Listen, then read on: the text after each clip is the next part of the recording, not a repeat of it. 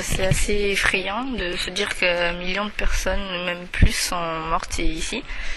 On ressent de la tristesse et de la peine. Et voilà.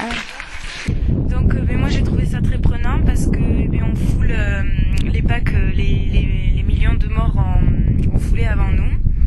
Donc je trouve ça très prenant, c'est vraiment très impressionnant, tous ces baraquements et tout ça, donc voilà. Là c'est un peu dur en fait à chaud parce qu'il n'y a pas vraiment de recul. Mais surtout à Auschwitz on a beaucoup ressenti je pense beaucoup de frissons. Parce que même si on se dit avant d'y aller on ressentira rien, on est des durs, mais en fait quand on y arrive c'est pas du tout pareil. Moi j'avais froid, j'avais le cœur lourd. Et alors que la Birkenau par contre c'est beaucoup plus étendu et comme c'est la moitié détruite c'est beaucoup plus dur à visualiser. Après voilà.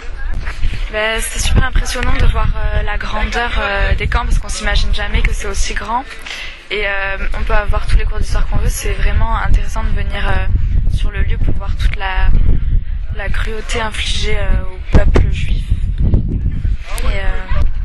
Mais on est allé à Auschwitz, c'était impressionnant quand on a vu les tas de sacs, de lunettes et c'était très très très grand et moi ce qui m'a le plus choqué quand même c'est Auschwitz parce que Birkenau c'est quand même tout détruit mais vraiment Auschwitz tout l'état là et le crématorium qui restait en état c'est dur.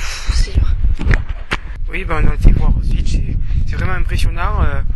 Là nous avons été à Birkenau, c'est impressionnant parce qu'on voit ce qu'il y a, les dortoirs et tout, les WC et tout, on voit qu'il y a vraiment rien du tout.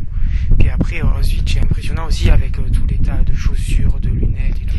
Ça fait peur parce que derrière chaque objet il y a une personne, une vie qui a été détruite par les Allemands.